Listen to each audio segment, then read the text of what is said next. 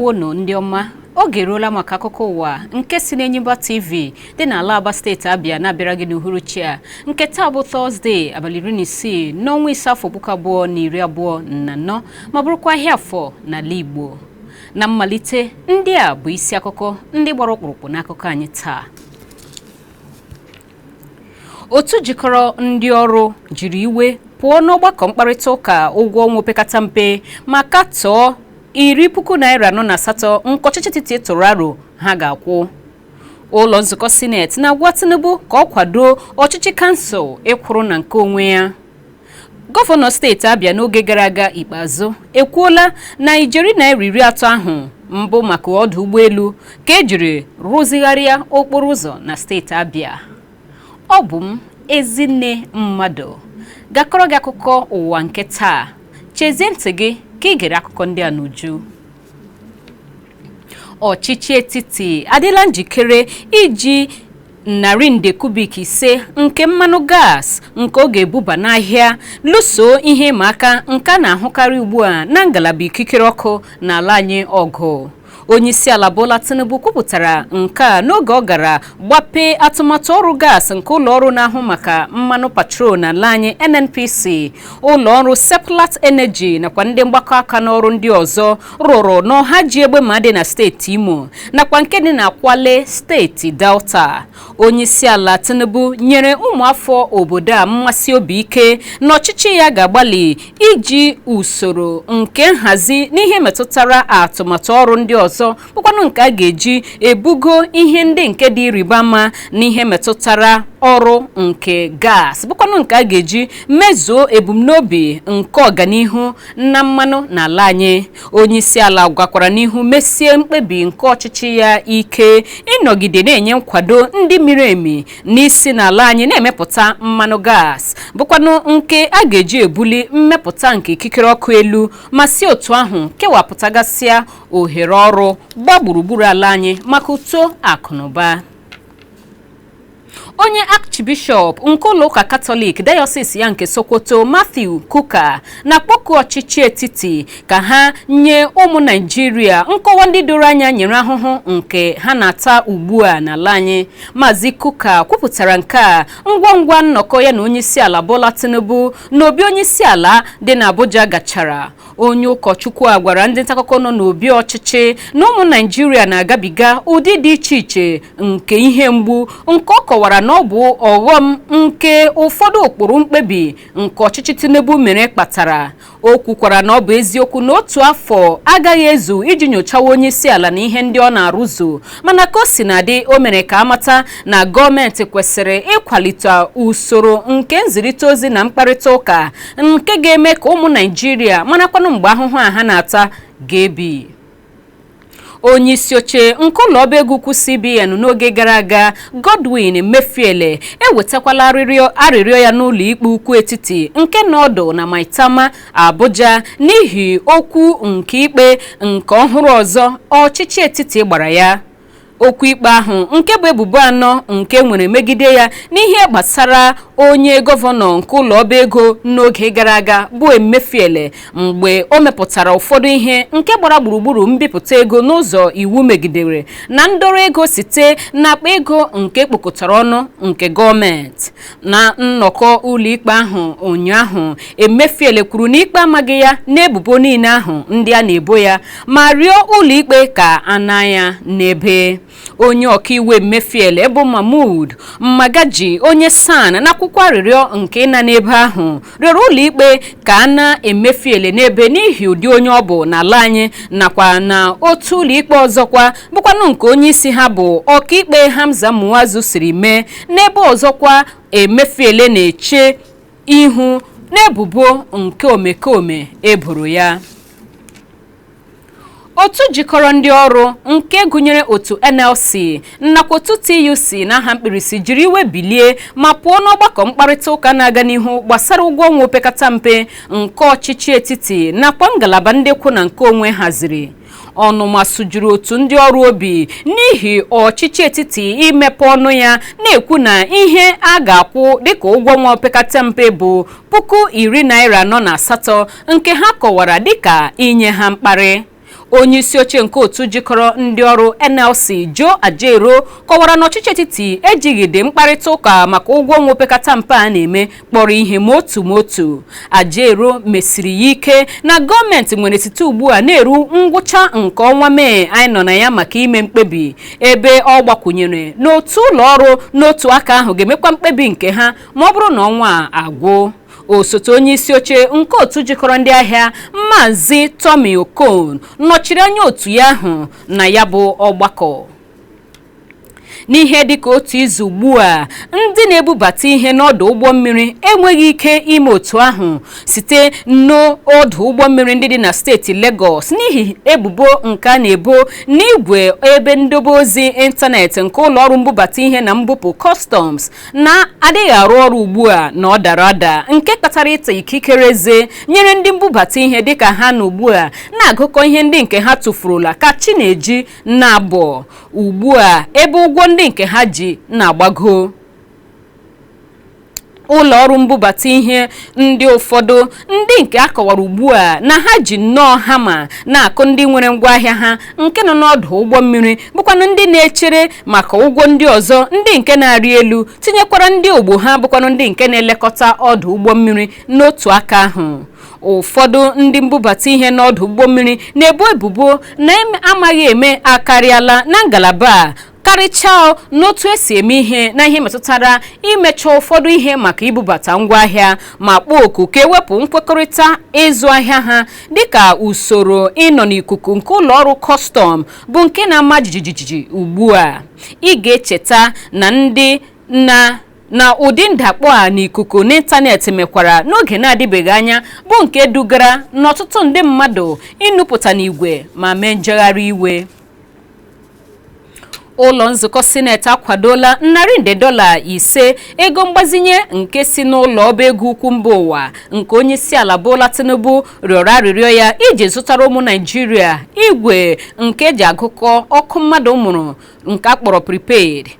nke a ga-enye gba gburugburu ala anyị bụ Naịjirịa. Ego ahụ ka akwadoro ngalaba azụmahịa ọhaneze ka elebachara anya n'ihe ndekọ nke otu kọmitii ụlọ nzukọ sineti na ụgwọ ndị eji n'ime ụlọ nakwa na mba ofesi. Nkwado ụlọ nzukọ sineti sochiri ihe ndekọ nke osote onye isi oche otu kọmitii ahụ bụ Haruna Manu chere ha n'ihu.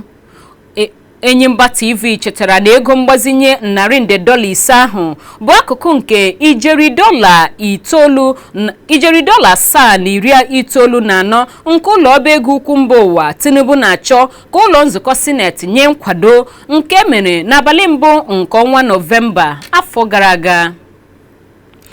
Ụlọ nzukọ sineti na-agwa onye isi ala Bola Tinubu ka ọ hazie nnukwu ọgbakọ nke mkparịta ụka bụkwanụ nke a ga-anọ na ya kwuo okwu banyere ọchịchị kansụl ndị enwere gba gburugburu ala anyị Naịjirịa ịkwụrụ na nke onwe ha. Mkpebi a sochiri mkpọtụ uche nke onye omeiwu na-anọchite anya mpaghara Kano South Kawu Sumalia, onye welitere ya n'oge ụlọ nzukọ ahụ nọ ha. Ụlọ nzukọ steeti nọ ha nke akọwara na o kwuru na ndị gọvanọ kwesịrị ịnọ na mkparịta ụka ahụ, ndị omeiwu steeti na ndị isi n'ọchịchị kansụl dị iche iche, otu na-achụ nta mmepe nakwa ọganihu nke ime obodo nakwa ndị isi ime obodo tinyekwara ndị ọzọ ga-anọcha ya maka mkparịta ụka. Ọtụtụ ndị omeiwu ndị tinyere ụtụ na mkpọtụ uche a kwadoro ya. Ifeanyi Ụba na-anọchite anya mpaghara Anambra South kọwara na enwebeghị ihe dịka ntuliaka n'ọchịchị kansụl na steeti Anambra kemgbe afọ 18 ugbu a, ebe Ọjị Kalụ na-anọchite anya mpaghara Abia North n'otu aka ahụ kwadokwara mkpọtụ uche a. Ụlọ nzukọ sineti na-agba onye IGP ndị uwe ojii, onye isi ndị agha soja nakwa onye Director General nke ụlọ ọrụ nchekwa DSS ume ka ha niile jikọta aka ọnụ mee nnyocha, nwụchie ma kpụpụ n'ụlọ ikpe ndị niile kpara nkata gbuo ụmụafọ nke obodo Nimbo nke dị na kansụl ụzọ 1 nke steeti Enugu. ụlọ nzukọ sineti kpọrọ oku ka e nwechara mkpọtụ uche nke ibelata ogbugbu na-enweghị isi nakwa mgbukasị nke ụmụafọ obodo Nimbo, Adani nakwa ụfọdụ ime obodo site n'aka ndị a na-enyo na ha bụ ndị ọchịnnamakpa egbe ma hụ na enwere ezigbo nchekwa n'ogbe ndị a. Ọ bụ omeiwu Okechukwu Ezia kwadoro mkpọtụ uche a. Ụlọ nzukọ sineti gakwara n'ihu gbaa onye inspektọ jeneral ndị uwe ojii onye isi ndị agha soja ume ka ha were aka ngwa hiwe ogige nke ndị uwe ojii nakwa nke ndị agha soja na kansụl ụzọ ụwa iji kwụsị arụ nke igbusisi ndị mmadụ na-enweghị ihe ha mere na-esepụghị aka n'ogbe ahụ. Ikuku ịgba arụkwaghịm na-ekusi ike ugbu a n'ime ọchịchị nke steeti Rivers nke onye isi ya bụ gọvanọ Siminalayi Fubara dịka mmadụ ise ndị ọzọ bụ ndị kọmishọna ndị nna ha ukwu bụ onye minista na-ahụ maka isi obodo Abuja Nyesom Wike bụkwana ndị na-agbala arụkwaghịm ugbu a site n'ịbụ ndị ha na gọvanọ so na-achị ọchịchị. Ndị ahụ gbara arụkwaghịm bụ Chinedu Mmom sitere n'ụlọ ọrụ ministri mmụta, Gift Nwolu nke si ministri ụlọ obibi nakwa ntute, Jacobson Mbina sitere ụlọ ọrụ ministri njem. Onye kọmishọna na-ahụ maka ọdịmma ọhaneze Inime Agụma kwuru na enweghị ihe na-egosi mmepe na-aga n'ihu n'ebe o metụtara ọrụ n'okpuru ọchịchị nke Fubara. Austin Ben Chioma gbakwara arụkwaghịm dịka onye kọmishọna ogbe n'ihi ọgbaghara ndọrọndọrọ ọchịchị nke dị na steeti Rivers bụkwanụ nke na-akọkasịala ya ugbu a nakwa ihe ndị ọzọ nke naanị ya ma bụ ihe mere o jiri mee nke a. Mmadụ ise ndị a so na ndị kọmishọna ndị ahụ gbakwara arụkwaghịm na mmalite nke ọgbaghara nke ndọrọndọrọ ọchịchị ahụ nke malitere n'ọnwa Disemba afọ gara aga bụkwanụ mgbe onye isi ala anyị bụ Bola Tinubu wubatara ma dozie okwu na ya bụ esemokwu. Onye gọvanọ steeti Abia n'oge gara aga Okezie Ikpeazụ enyela nzaghachi n'ebubo nke ọchịchị ya riri ijeri naira 10 amawapụtara maka atụmatụ ọrụ ọdụ ụgbọelu na steeti Abia. N'otu ajụjụ ọnụ ihu na ihu, dọkịta Ikpeazụ gọrọ ụkwụ ya n'aka ya n'ebubo iri ego nke zigara na akara ọba ego dị 32 na-ekwu na ego ndị ahụ nke nọ n'akara ụlọakụ ndị a bụ maka ndị ọrụ ngo ndị a kwụrụ ụgwọ site na ijeri naira 10 ahụ bụkwanụ maka atụmatụ ọrụ okporo ụzọ ka a kwụsịchara atụmatụ ọrụ nke ọdụ ụgbọelu. Ọ kọwara na ọ bụrụ na esoro ụrịrịrị nke ego ndị a ga-ahụ na ọ ga-eduga n'okporo ụzọ ndị ọchịchị ya rụzuru n'oge ọ nọ n'ọchịchị. Aka na-akwụ ụgbọ ọchịchị steeti ya bụ dọkịta Alex Oti agbapela kansụl ndụmọdụ nchekwa nakwa akpa ego nchekwa nke steeti Abia. Kansụl ndụmọdụ nchekwa nke onye isi ha bụ onye isi ndị soja lara ezumike n'oge gara aga Lieutenant General Azubike onye abọ ihe jiri kalara ezumike nakwa ndị ọzọ bụ ndị nwere agba ndị nwere nka n'ihe gbasara nchekwa dịka ha bụ ndị otu. Ndị a gụnyere onye DIG Uche Ivy Okoronkwo lara ezumike, Maazị Ray Nkenderem, Major General Ebel Obi Umahi lara ezumike, AVM Emmanuel Chukwu lakwara ezumike, Major General J. Onwa Ogbo lakwara ezumike na Navy Commandant McDonald Oba lara ezumike. Ụfọdụ n'ime ndị a gwara ụlọọrụ Enyimba TV okwu ndị mesiri ike na ha ga-eji ibu ọrụ a nke nyere ha inyocha ọnọdụ nchekwa na steeti Abia kpọrọ ihe ma mee ka steeti Abia bụrụ ebe ga-eru onye ọbụla ahụ ala. Ọ ka bụkwa n'oge akụkọ ụwa n'Enyimba TV dị n'ala Aba steeti Abia ka akụkọ ndị a si na-abịara gị. Ndị ọzọ m ji n'aka ga-abịara gị ngwa ngwa m lọtaghachiri naanị nọsi ike ebe ahụ maka na ana m alọtaghachi.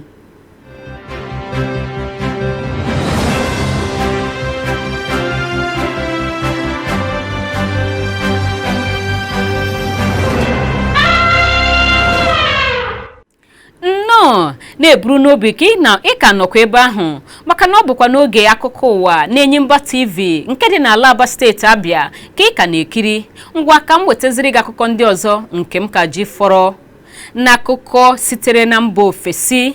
onye isi ala mba South Africa bụ Cyril Ramaphosa nọrọ ụnyaahụ bịanye aka n'otu ụkpụrụ iwu nke usoro nlekọta ahụike n'ọnụ ego dị ala nke gọọmenti nọkwara na-eko achịcha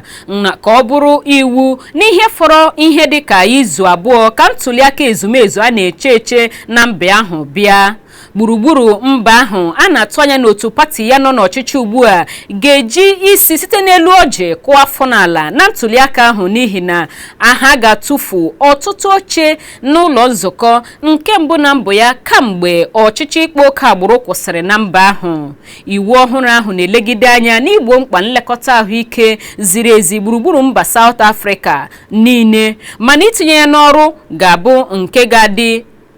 ga-esi ike n'ihi na a na-enwe obi abụọ banyere ya. Nchegbu ndị a na-enwe banyere iwu a gụnyere nrụrụ aka gbasara ebe niile na mba South Africa nakwa nkebishi nke dị na usoro mkpata na mmefu maka nke a na mba ahụ bụkwanụ nke ya na ha na-alụ ugbu a. Ogige nlekọta ahụike ọhaneze ka ahụrụ na enwere ụkọ nke mkpụrụ ọgwụ tinyekwara ogologo ahịrị nke ndị bịara ịhụ ndị dọkịnta maọbụkwanụ ibi nweta nlekọta ahụike na ogbe ndị a. N'akụkọ akụnụba,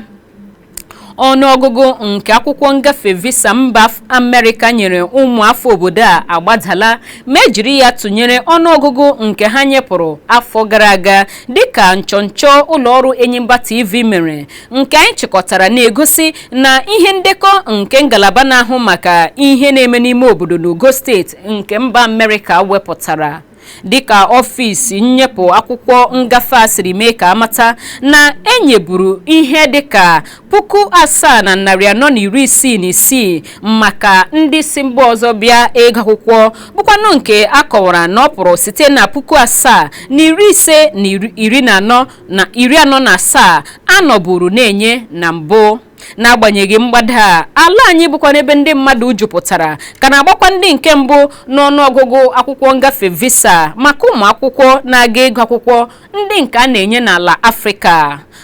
Ụlọ ọrụ nnọchiteanya mba Amerịka dị na Lagos kwupụtara na ọ na-enyepụ ihe dịka akwụkwọ visa ruru 10,000 maka ụmụ akwụkwọ n'afọ gara aga n'ala anyị, ebe ụmụaka na-aga ụlọ akwụkwọ ndị dị na mba Amerịka bụcha ndị nke na-eme nke ahụ n'ike karịa mba ọbụla ọzọ enwere n'ala Afrịka. N'ikpeazụ, n'akụkọ egwuregwu, otu egwu bọọlụ Abia Warriors bụ ndị nwere nnọọ obiọma ụnyaahụ dịka ha nọrọ ụnyaahụ bụrụ ndị tụrụ ugo dịka ha ji ọkpụ goolu abụọ na-asataghị nnọọ otu merie ndị ogbo ha bụ ndị Rivers United na ịma aka nke Hirodo n'ama egwuregwu Township Stadium dị n'Ụmụahịa steeti Abịa. Nke a bụ mmeri nke mbụ nke otu ahụ bụ Abia Warriors na-enwe n'ime ịma aka iri ha gbarala na ịsọmpi MPFL nke ugbu a. Ọ bụkwa mmeri nke mbụ ha na-emeri Rivers United kamgbe ọnwa April afọ 2018. Samson Obi malitere ịyọkasị net na ọkpụ goolu nke mbụ sonyere na miniti 64 nke egwuregwu bọọlụ ahụ. Samson kụchiri nnọọ oche goolu nke otu egwu bọọlụ Rivers United bụkwanụ Sheidu Mutuwale tupu ya abụrụ onye nke kụnyere bọọlụ na ụyọkọ net nke ndị Rivers United dịka onye enyemaka nyere ya aka. Igbo ndị ọma, ọ bụ na ya bụ akụkọ ụwa nke uhuruchi a, mana tupu apịachie m ya kpamkpam gaghachi ntị n'isi akụkọ ndị nke gbapụtara ihe n'akụkọ anyị taa.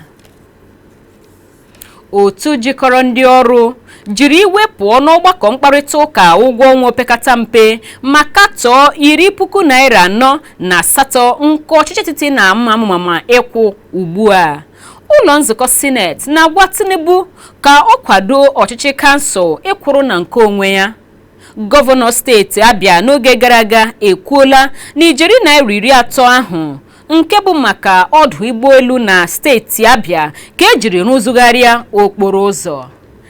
ekele m gị onye ọma m maka ige ntị nakwa ikiri onyonyo nke akụkọ ụwa mana sị gị abụ m Ezinne Mmadụ kachi bụ ọnụ.